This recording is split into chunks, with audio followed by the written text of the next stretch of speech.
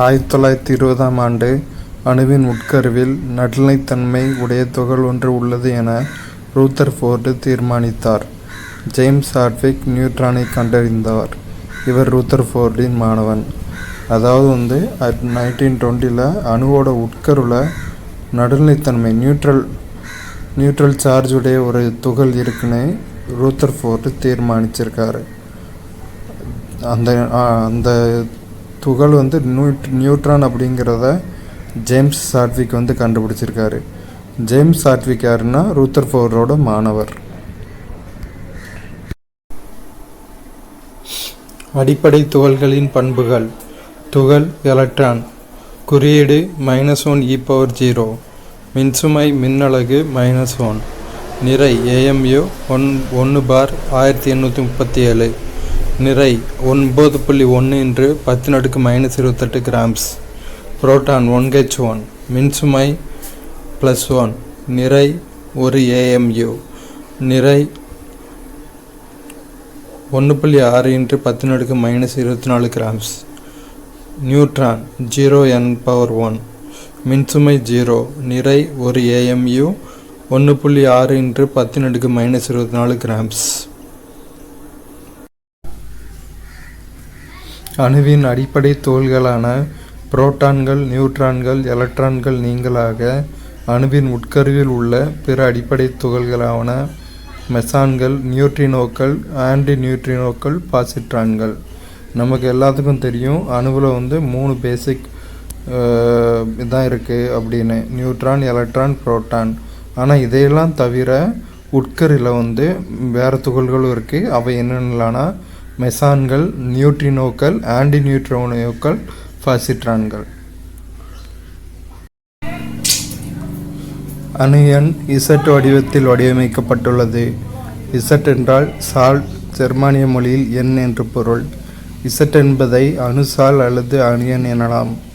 A என்கின்ற குறியீடு M, ஜெர்மானிய மொழியில் மாசன்சால் என்கிற குறியீட்டுக்கு பதிலாக ACS வழிமுறையில் அறிமுகம் செய்யப்பட்டுள்ளது. அணு எண் Z வடிவத்தில் வடிவமைக்கப்பட்டுள்ளது. Z என்றால் சால், ஜெர்மானிய மொழியில் எண் என்று பொருள். Z என்பதை அணுசால் அல்லது அணு எண் எனலாம். A என்கின்ற குறியீடு M, ஜெர்மானிய மொழியில் மாசன்சால் என்கிற குறியீட்டுக்கு பதிலாக ACS வழிமுறையில் அறிமுகம் செய்யப்பட்டுள்ளது. இசட்னா என்ன பொருள்னா சால்னு மீனிங், ஜெர்மானிய மொழியில் எண் அப்படிங்கிறத பொருள். இசட்டுங்கிறத அணுசால் அப்படின்னு அல்லது அணு எண் அப்படின்னு சொல்லலாம். ஏஎன் அப்படிங்கிற குறியீடு M, ஜெர்மானிய மொழியில் மாசன்சால் என்கிற குறியீட்டுக்கு பதிலாக ஏசிஎஸ் வழிமுறையில் அறிமுகம் செய்யப்பட்டிருக்கு. இசட் அணு எண் இசட், ஜெர்மானிய மொழியில் சால், அணு எண் அல்லது அணுசால்னு சொல்லலாம். ஏ ஜெர்மானிய மொழியில் மாசன்சால்.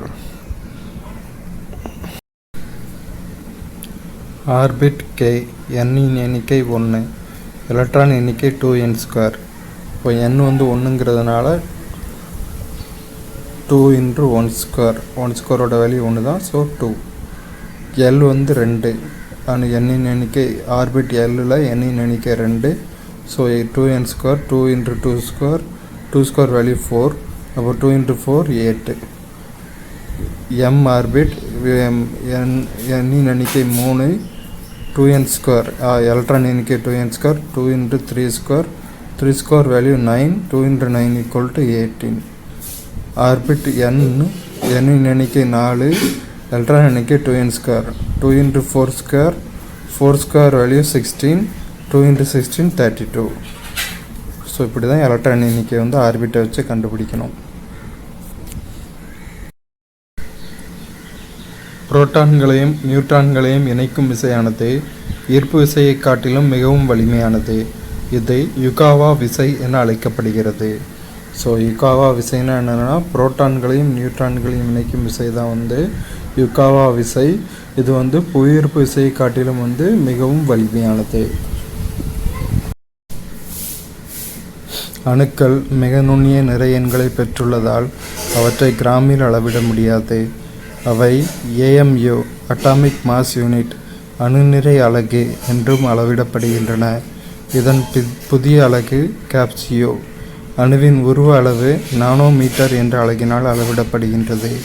ஒரு நானோமீட்டர் = 10⁻⁹ மீட்டர்.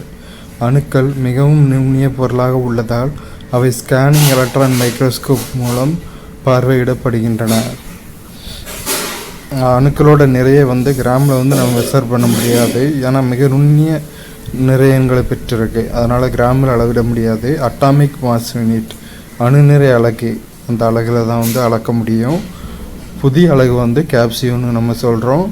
அணுவோட உருவ அளவு நானோமீட்டரால் அளக்கப்படுது. ஒரு நானோமீட்டர் எவ்வளோனா 10⁻⁹ மீட்டர். ஒரு மீட்டரில் 10⁻⁹ பங்கு. ஒரு மீட்டரில் 10⁻⁹ பங்கு உடையது தான் அணுவின் அலகு. அணுக்கள் மிகவும் நுண்ணிய பொருளாக இருப்பதனால அதை மைக்ரோஸ்கோப் மூலம் மட்டும்தான் நம்ம பார்க்க முடியும்.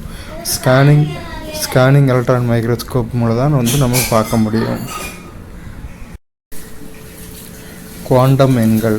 குவாண்டம் எண். முதன்மை குவாண்டம் எண். குறியீடு எண். அறிந்து கொள்ளுதல். முதன்மை ஆற்றல் மட்டம். கோண உந்த குவாண்டம் எண். குறியீடு எல்.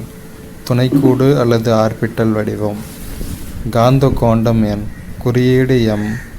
ஆர்பிட்டல் அமைவிடம். சுழற்சி குவாண்டம் எண். குறியீடு எஸ். எலக்ட்ரான்களின் சுழற்சி.